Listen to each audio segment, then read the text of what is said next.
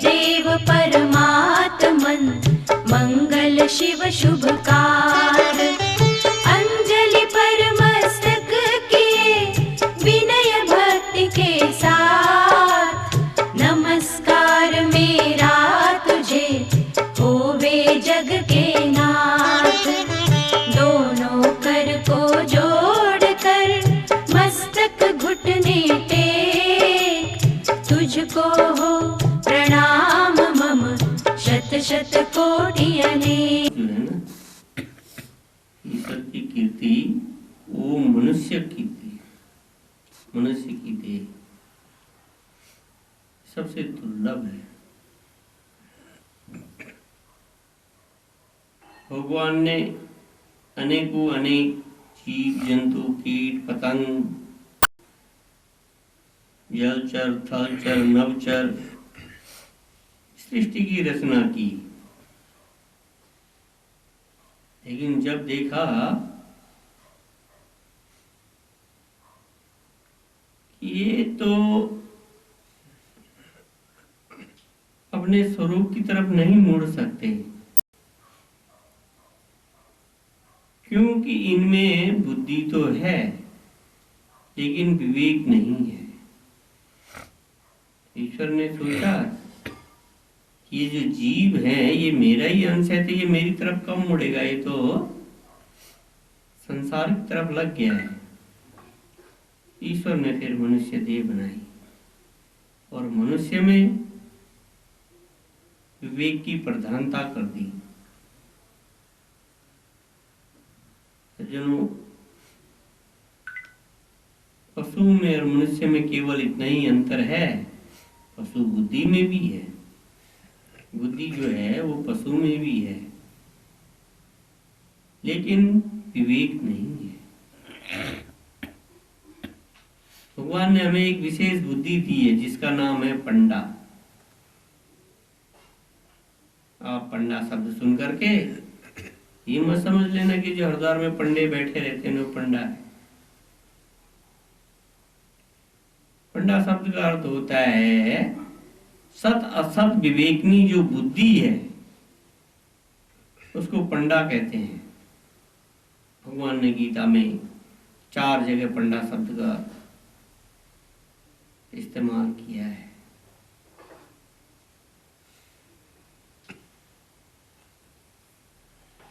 तो जो हमारी विवेकनी बुद्धि है वो क्यों मिली है? क्योंकि सत्य और असत का विवेचन करने के लिए, सत्य क्या है और असत क्या है। सज्जनों, हम लोग एक बहुत बड़ी भ्रांति में रहते हैं। कभी साधु संत मिलते हैं या कहीं पर सत्संग हो रहा होता है, आप जा रहे हो तो कोई पूछता है कहाँ जा रहे हो? सत्संग में जा रहे हैं।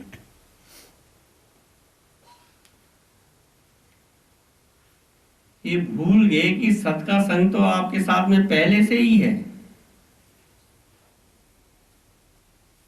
क्यों? क्योंकि आपकी जो आत्मा है ना, वो तो सत है ही है, इसीलिए उसको सत चित आनंद घन कहा। और ढूंढते हैं बाहर, इसीलिए दुखी सुखी होते हैं। सुख दुख भी केवल आपके मन की कल्पना है। वास्तव में संसार में ना तो सुख है और ना दुख है।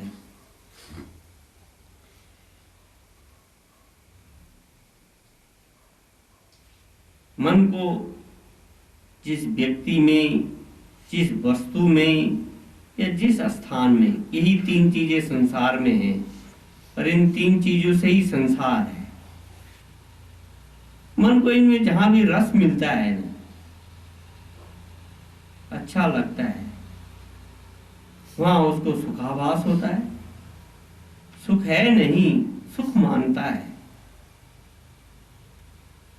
और जो मन के प्रतिकूल है, चाहे वो व्यक्ति है, वस्तु है, स्थान है, वहां उसको दुखाभास होता है, दुख मानता है। सज्जनों, कोई वस्तु है, एक व्यक्ति को वो वस्तु प्रिय लगती है, एक को अप्रिय लगती है। उसमें क्या उस वस्तु का दोष है? वो तो जैसी है वैसी है ही है। केवल एक के मन ने उसको अच्छा मान लिया, एक ने मन ने बुरा मान लिया,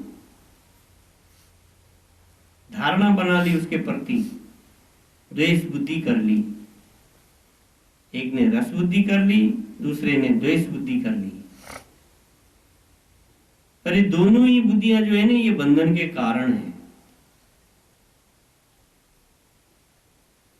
अगर राग है तब भी बंधन है संसार में, पर द्वेष है तो आप द्वेष से भी बन जाते हैं, इसलिए द्वेष भी बंधन ही है।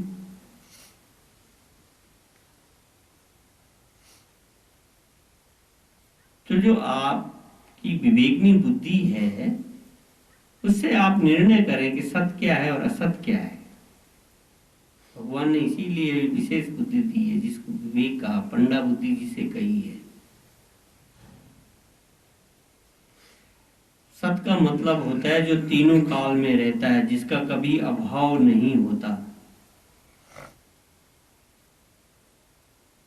भगवान ने गीता में भी कहा है, हे अर्जुन, सत का कभी अभाव नहीं होता और असत्य जो है उसका कभी भाव नहीं होता।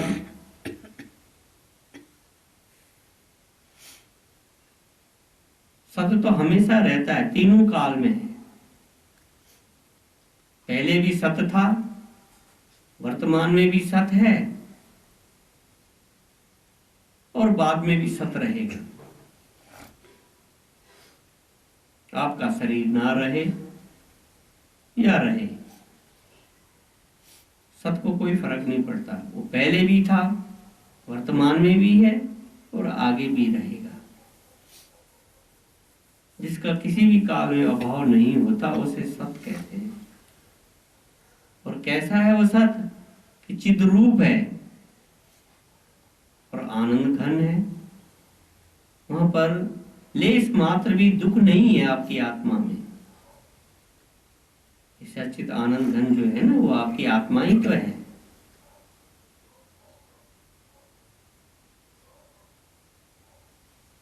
और जो जीव है वो ईश्वर का ही अंश है।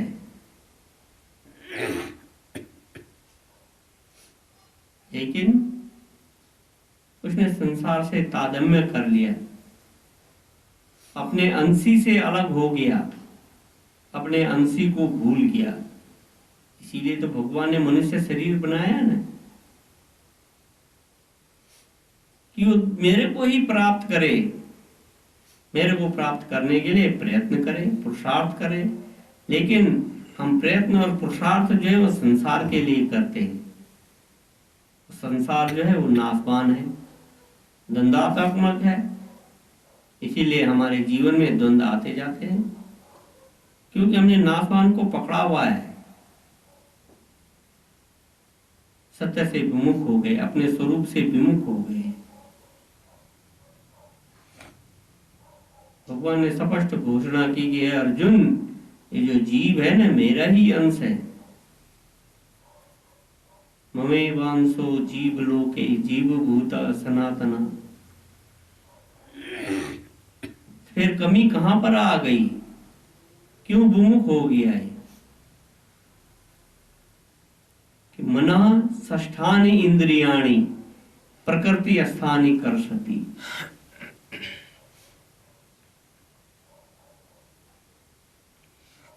ये जो है मन जो है ना, प्रकृति में रस बस गया ना। कैसे? इंद्रियों का संग करके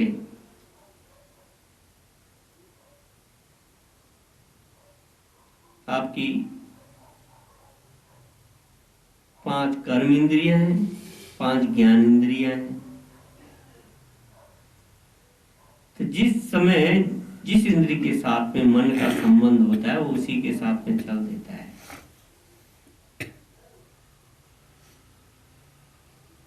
इसीलिए कहा है कि अपने चित्त को हमेशा स्वच्छ रखें।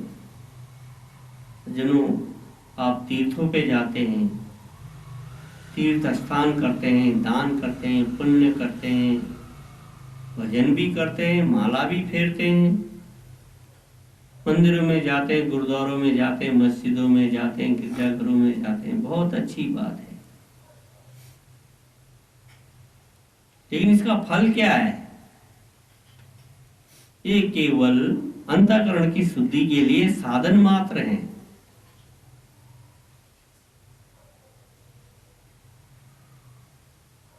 तीर्थों में भटकते रहते हैं न, लेकिन जो असली तीर्थ है न, उसको साफ नहीं करते, उसकी तरफ आपका ध्यान नहीं है। इदम तीर्थम किम परम तीर्थम। किसी महापुरुष ने प्रश्न किया,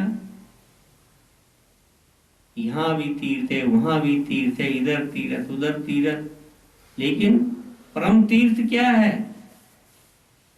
हमारे भगवान भाष्यकार आज जगत गुरु शंकराचार्य जी ने उत्तर दिया, शुद्ध मना, जिसका अंतःकरण, जिसका मन शुद्ध है, उससे बड़ा तीर्थ कोई है ही नहीं।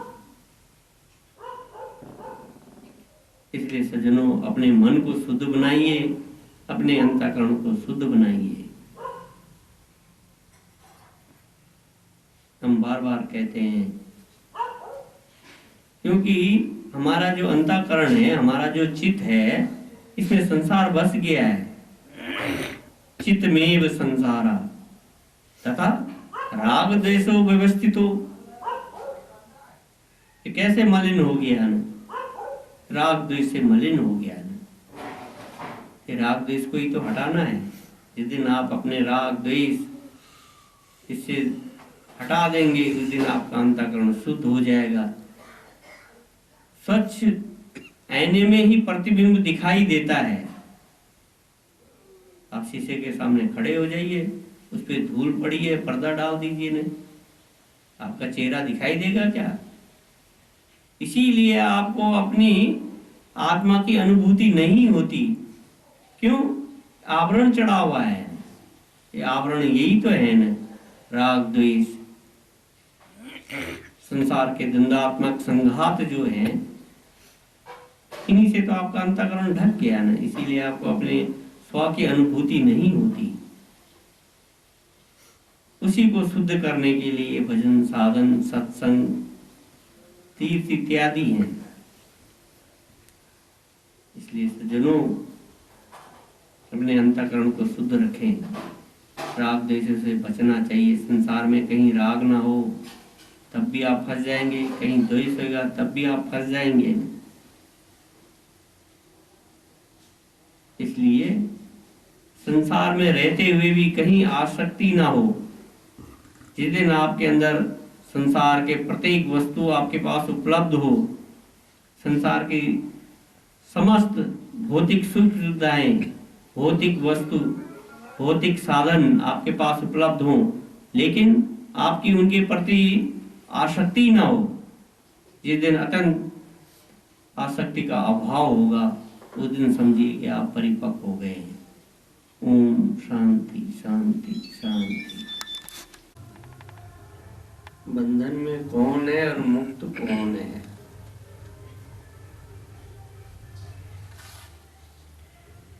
जहां पर मैं मेरापन है,